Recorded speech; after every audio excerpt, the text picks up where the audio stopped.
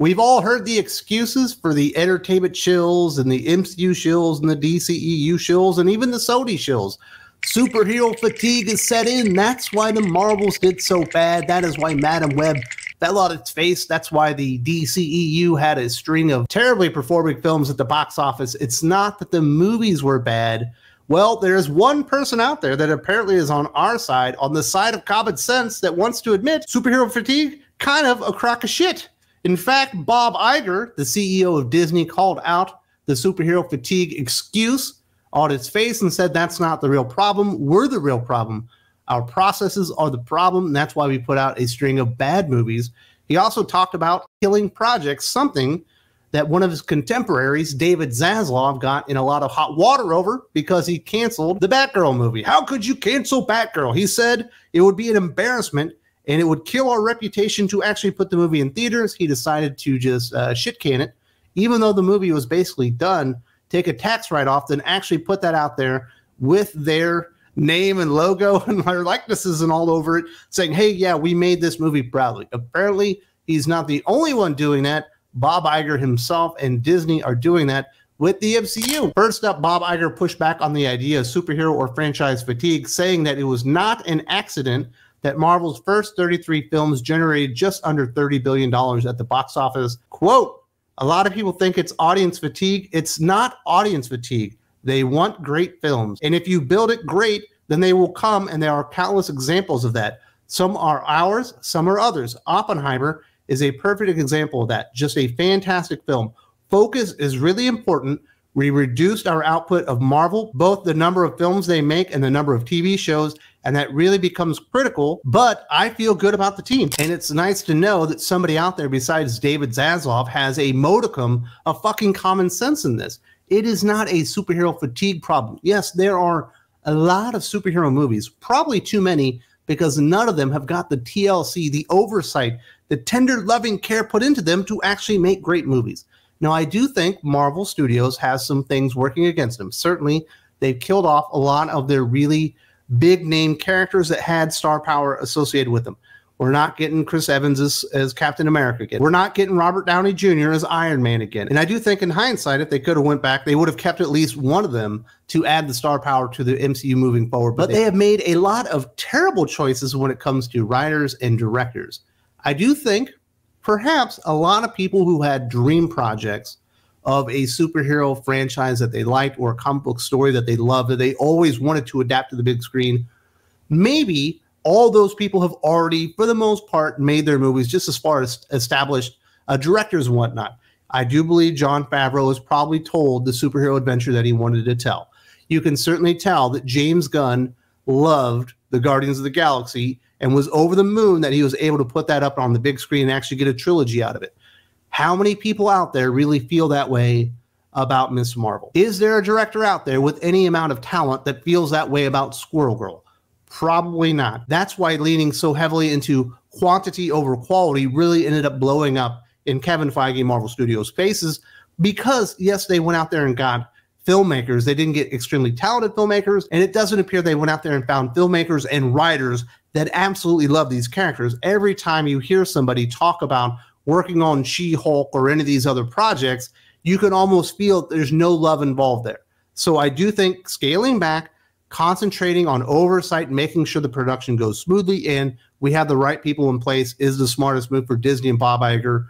Will we see a big change? It doesn't appear that way. It appears that everything that was supposed to basically come out in 2024 has been pushed back to 2025, and we probably won't see anything come about from all this stuff until at least 2026, as they finally get the last remnants of all the crap that they've already made kind of out the door and on Disney Plus and into theaters. We still have an Ironheart show that they probably never should have made that's coming out. Echo already came out this year, but we're also getting an Agatha Harkness show for reasons unknown. And of course, we are getting Deadpool and Wolverine, which is likely to be one of the bigger blockbusters in MCU history. I think it'll do very, very well. Now, we did talk about having to cancel some projects, stating you have to kill things you no longer believe in, and that's not easy in this business because either you've gotten started, you have some sunk cost, or it's a relationship with either your employees or with the creative community. It's not an easy thing, but you got to make those tough calls. We've actually made those tough calls. We've not been public about it, but we've killed a few projects already that we didn't feel were strong enough. And I imagine I'm not the only one going, where the hell were you on Echo, man? You knew that show sucked. You knew that wasn't strong enough. You still put it out there? You didn't realize Secret Invasions probably wasn't a winner pretty early on, within the production cycle itself.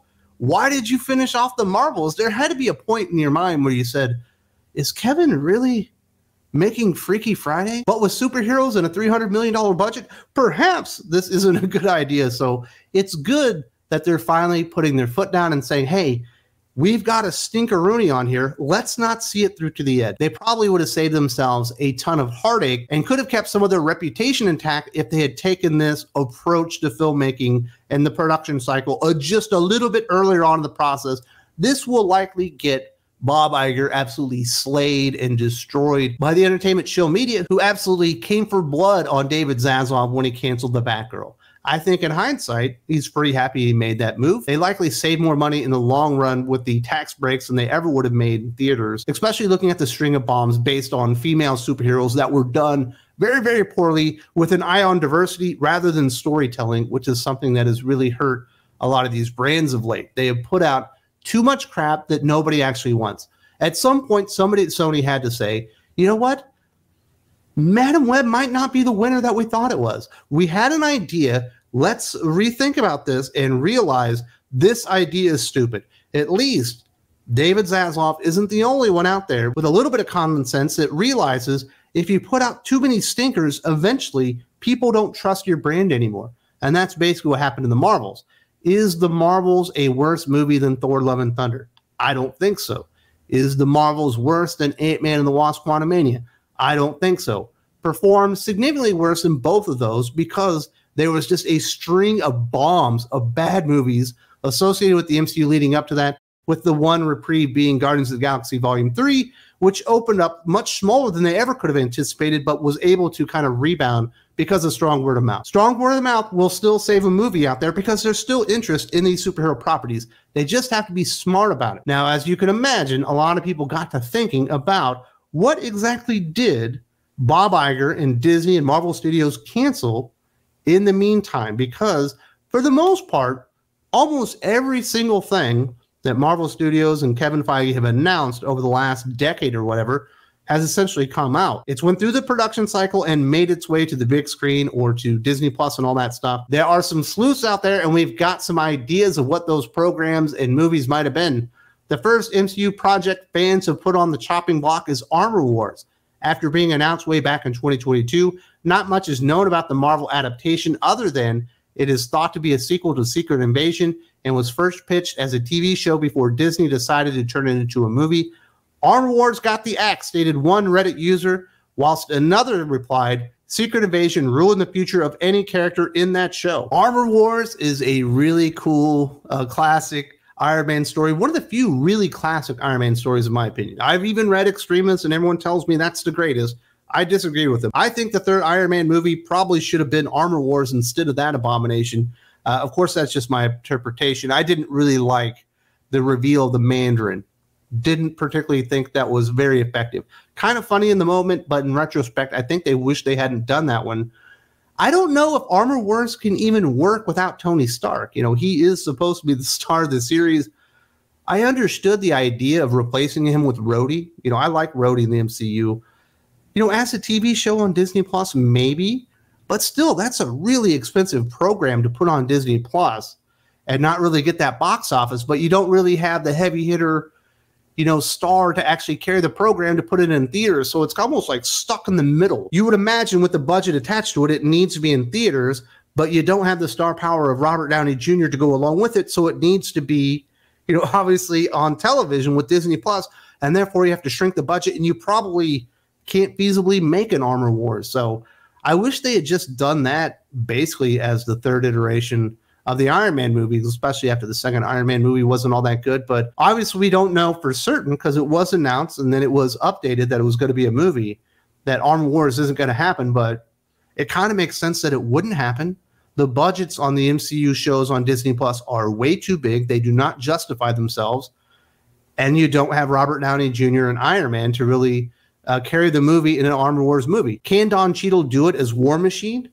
I don't really think so. And of course, if you get an Iron Wars movie, they're going to want to throw in Ironheart, who's just a terrible character that really detracted from the Wakanda Forever movie as well. So I don't know. Obviously, we don't know for certain, but I think there's a good chance that Armor Wars is one of the movies that did get axed by Bob Iger and Marvel Studios. Next up, another user pointed out, we should have had a damn Shang-Chi sequel by now, suggesting that the anticipated sequel may have been scrapped. The first movie, Shang-Chi and the Legend of the Ten Rings, dropped in 2021 based on the popular comic series soon after a sequel was announced, but it was pushed back thanks to an Avengers movie being delayed to 2026. Fans in the thread seem to think this is what has killed Shang-Chi 2, as one user wrote, the mistake is writing a sequel that depends on the Avengers, although there was a slightly positive update in November when director Destin Daniel Cretton left Avengers 5 to work on the film. I don't know, for some reason I feel like Bob Iger and Kevin Feige are not going to give up their idea of the Asian Black Panther movie that never was in Shang-Chi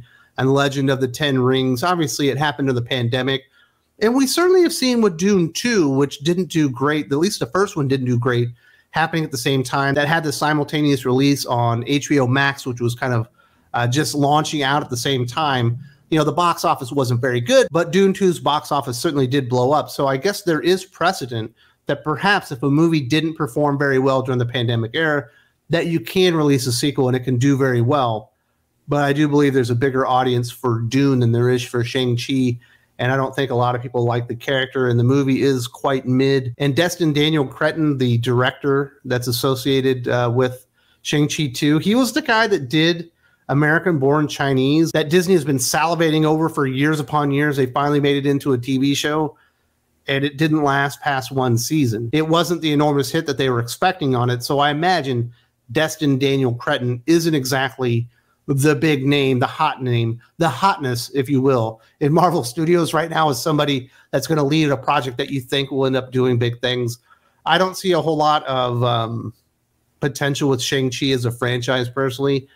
You know, if they're going to cancel one of these pandemic things, and I think the one that probably got canceled as far as the sequel that they might have planned on was probably Eternals. They can't even claim that one's like the Asian version of Black Panther. It was just an ensemble movie with a lot of high-priced talent and big-name actors that just was a really bad idea. The Eternals has never worked.